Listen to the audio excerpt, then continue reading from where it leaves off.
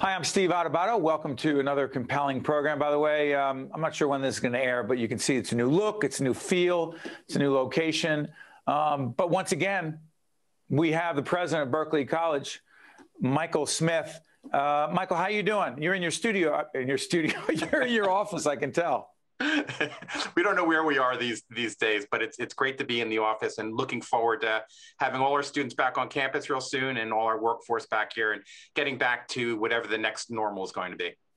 Yeah, by the way, Berkeley, one of our higher ed partners, and we produce a whole range of programming dealing with higher education. As we do this program in the spring of 2021, it'll be seen for a couple months after. Let me ask you this, Michael. How hard is it to predict when everyone will be back on campus, how and when, with all the changes? Yes, the vaccines are out there more and more, and we hope and pray that more and more people get vaccinated. But how hard is it to plan, Michael? You know, it basically we're at bat, and we don't know what the pitcher is going to throw. So basically, we're swinging at the pitches as they come. We've got a game plan as to what we're looking to do. We know that we're a year into this at this point now, so we know best practices. We've been operating. We know what works and we know what doesn't work and where we need to change our game. As you said, the vaccine is real game changer. We know that certainly from folks that are older, or skewing older, such as the teachers and the workforce are getting online. They're getting the vaccines. But we haven't seen it push down, to the younger folks, a lot of the younger students at this point. So they're less susceptible. But we know that once that broadly based vaccine goes across the board, we're going to be in a much different place.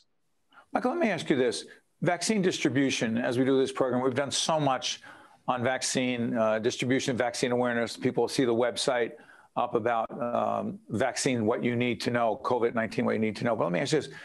Higher ed institutions, some of them are very actively involved in this, and that includes yours. Talk about it, vaccine distribution. Absolutely. So Berkeley has medical programs and all sorts of medical certificates and degrees associated all the way up to the master's level, which will be expecting to be offering this fall, master's in nursing. But we have practical experience. So our students are learning the methodology. They're learning how to inject, and sometimes they practice on apples and oranges, and now they have they're getting the real life experience.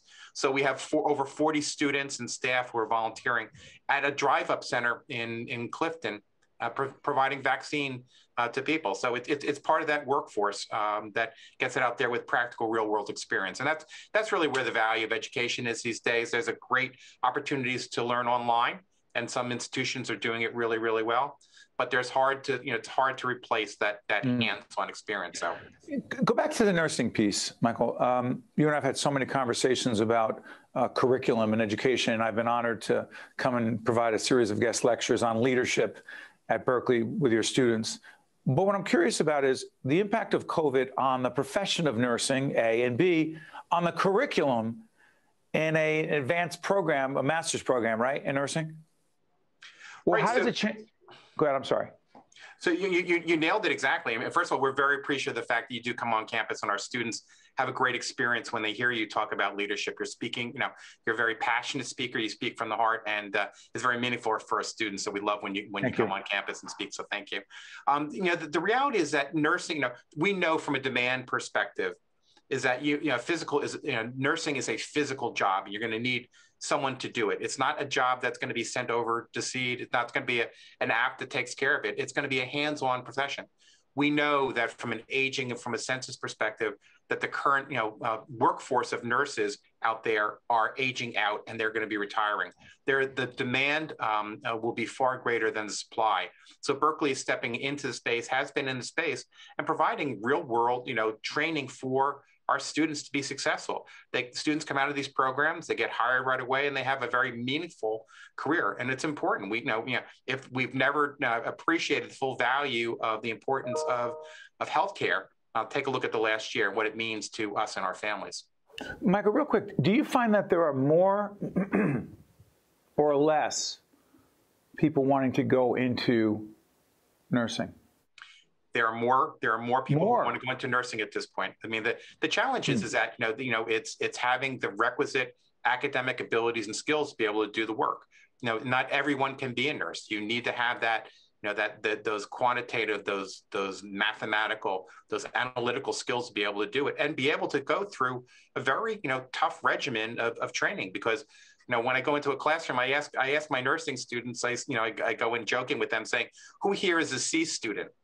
And you'll see some look around, maybe you'll get someone to raise their hand. And I say, well, I want to remember what you look like because I don't want you to get my medicines right 70% of the time. And that's the reality. I mean, the nurses, are very hardworking, very intelligent, but the reality is that the academic rigor is important, and we need that because the consequences of not getting something right is serious. And let me also say this: I won't get on my leadership soapbox, but in my work, in my writing and teaching and coaching around leadership, nurses are extraordinary leaders.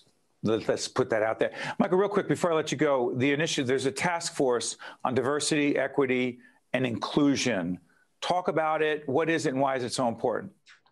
So Berkeley is a very diverse population for starters. So that, our student body looks like, the New York, New Jersey metropolitan area. By the way, where are the campuses? Let everyone know, Michael. So in New Jersey, our main campus is in Woodland Park, but we're also in Woodbridge, New Jersey.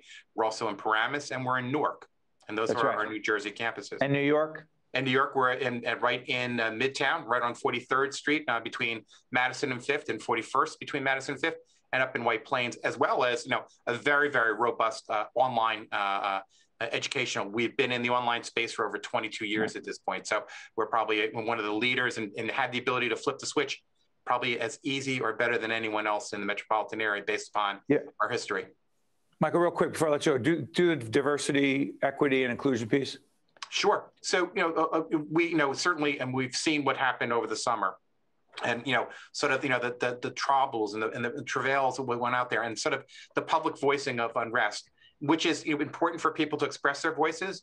But what's really more important on the back end is that something gets done about it. It's great to have a march, but the reality is that it's not followed up by actionable behaviors. Nothing gets done, nothing changes. Berkeley College has been focused on getting things done. So we're very action oriented. Our committee is together. We surveyed our population to say, drilling down deep, asking those hard questions, saying, what are the things that we need to be better at? And these, we've focused, paid attention to it. And that's really, where we are. We know from a very fine detail perspective how our student body feels and how our staff feels. And we're acting in that way continuously just to make sure that, it is a safe place. It's a place where students have the ability to feel comfortable, that their voices are being heard, and at the same time getting a quality education that they know that will lead to employment. You've been listening to Michael Smith, watching Michael Smith, who is the president at Berkeley College, one of the higher ed partners of the Caucus Educational Corporation, an underwriter of the work that we do. Michael, best to you and all of your colleagues at Berkeley as you navigate these very difficult and challenging times. Thank you, Michael. Thank you, Steve. I'm looking forward to seeing you in person live real soon. I'm looking forward to being on campus again soon. I'm Steve Adubato. That's Michael Smith. We'll be right back.